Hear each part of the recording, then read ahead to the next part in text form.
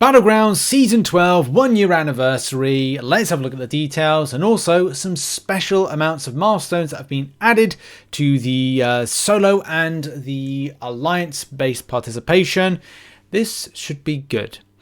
So everything starts and kicks off on the 18th, that is tomorrow. Lots happening tomorrow. It's Act 8.3 day and launch, and I'm hoping to do a live stream on that, so look out for a live stream on that. So I'm looking forward to getting back to live streaming.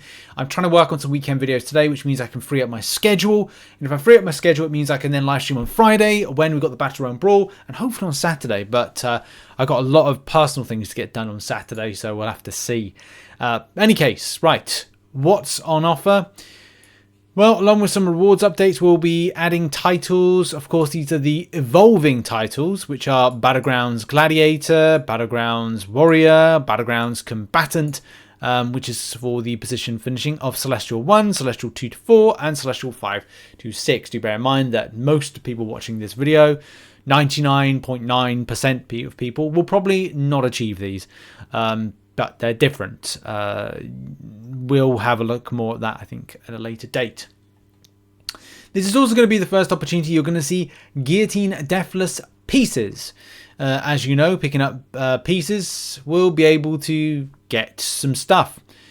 And as said here, a reminder to all summoners that the second sword piece, the first will be an in-game message, required and acquiring Guillotine Deathless, will be rewarded to all players who complete the victory track and engage in at least one fight in the Gladiator circuit. More details still to come on the additional pieces and where to acquire them. So this is all about trying to get the pieces.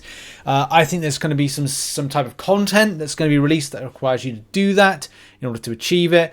I'm a little bit concerned on this, especially depending on what I want to achieve this month. I'm thinking to myself, right, Act 8.3, provided I can get it done quickly, means that I can get involved with this. But I did say to myself, I did want to stream a little bit of the exploration of Act 8.3 and just do that. I start off with that, get it done, and then go and do a bit of this. But yeah, maybe I'll kind of make more of an effort to kind of get out there and get farming early to kind of get to Gladiator Circuit, especially because I do find Battlegrounds has got more grindier than it used to be.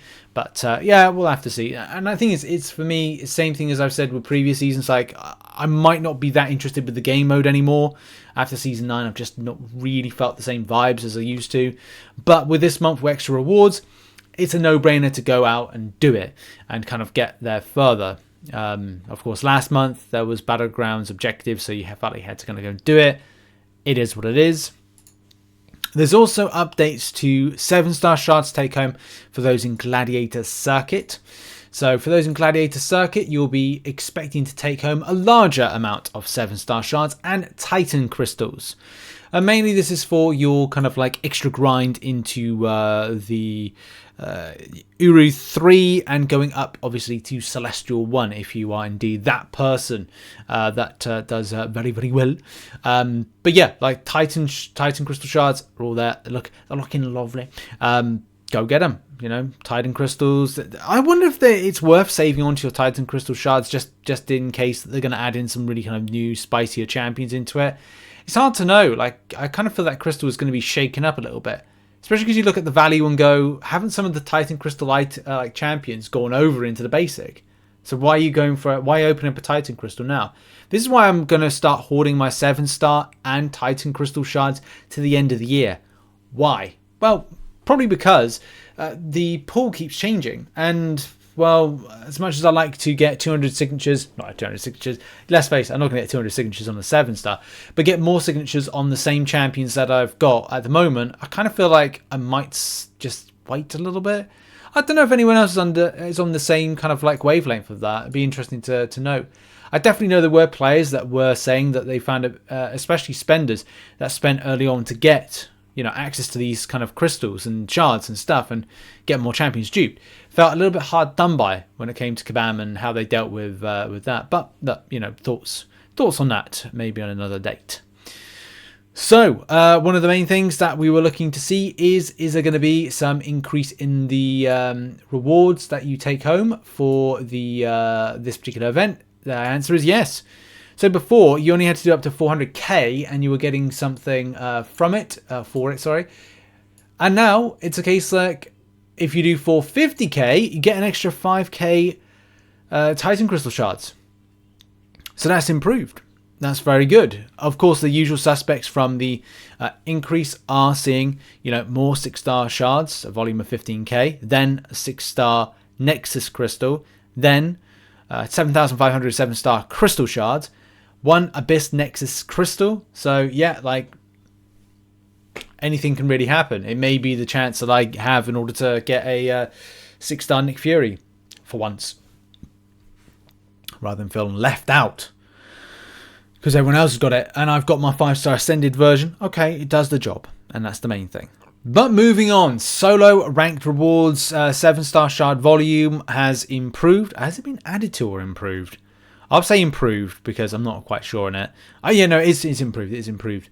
If you've seen videos recently that we covered in a situation, there are some ways that you could go about in a very naughty way to achieve a higher rank, get a lot more kind of higher volume of points, therefore getting better solo rewards. And let's face it, people might do it.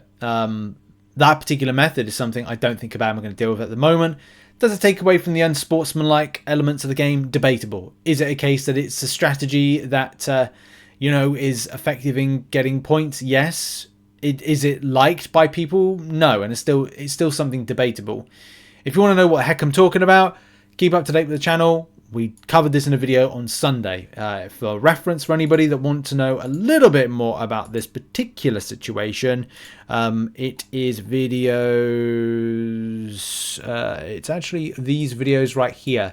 So these two here, which is all about like just good strategy, points camping, farming, and then just an update of what actually happened. So it kind of gives you a bit of perspective there about that and a way to get tons of points. So yes, should be very, very good-ish. Some people would like it, some people don't. But in any case, right. Moving on. What else? Alliance event. Alliance event now is, and I was thinking to myself whether or not I'd see anything like Primordial Dust. Haven't seen it yet. Tier 1 Alpha Catalyst going up to a 10% of a Tier 6 class Catalyst Crystal, 25% Selector. I got to be honest, I think that most alliances will go ham to get this, or there will be a requirement from every alliance to say you got to hit 400k. Nowadays, it's a bit difficult in Battlegrounds. Like, I still do my minimum. I try and do a bit more than my minimum for my alliance.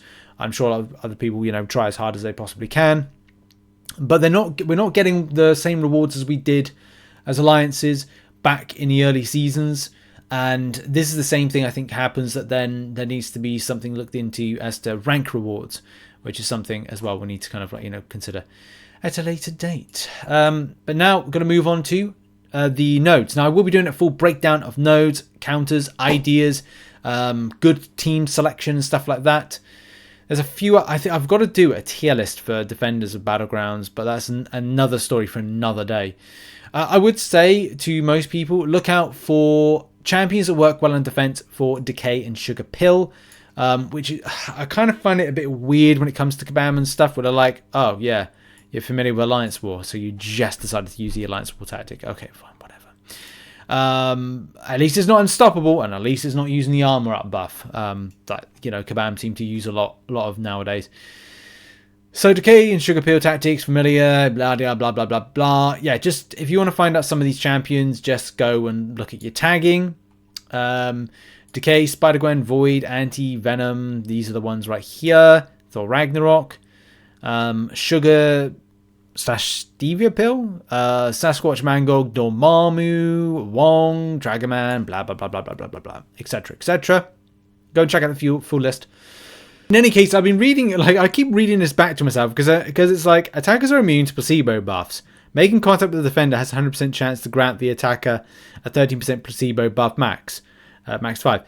Max charges buffs will refresh themselves. It's like, I keep on reading it in a way that kind of like, I keep on draxing it. So I keep literally reading it in a way going, oh yeah, you get buffs. Well, you get placebo buffs when you attack the defender. Well, they don't actually go on you.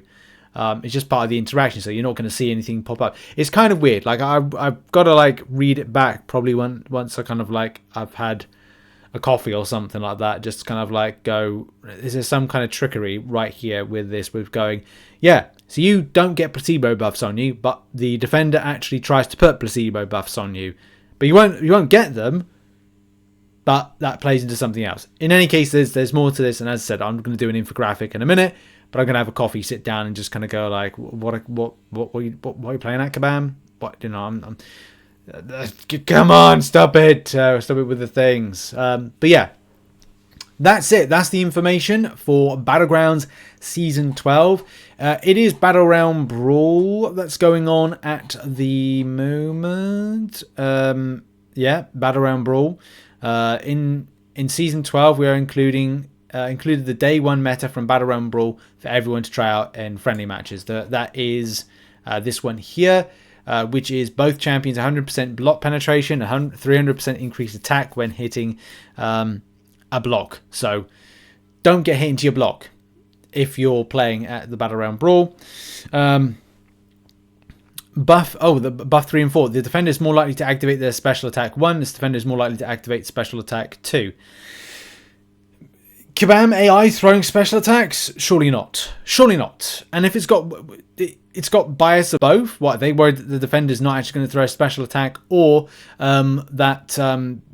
I don't really know. I don't know what's going on here. And the defender has protection in reducing all incoming damage by 60%, intercepting. So basically, it's all about forcing people to intercept. Intercept is key if you're playing at the Battleground Brawl. I'm looking forward to streaming it. I don't know anybody personally that to interact with that's participating. I wish somebody was about, you know, get in contact, message. If you're out for Battleground Brawl, you know, say hi. We'd love to root for you. Of course, there's a couple of Brits doing it. So I think 2 or 3 Brits. So it'd be interesting to see who wins. So yeah, that's the video. Check out some other content. Look out for a video about Kinshift by Gabe, who used to work for Kabam and Marvel Contest of Champions. And I'll see you in the next video. Bye-bye.